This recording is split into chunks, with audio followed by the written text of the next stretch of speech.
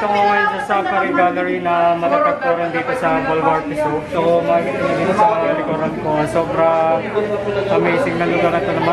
Marami tayong makikita dito mga artifacts ng iba't ibang klase mga hayop sa buong mundo. So let's go guys, explore natin ang lugar na ito.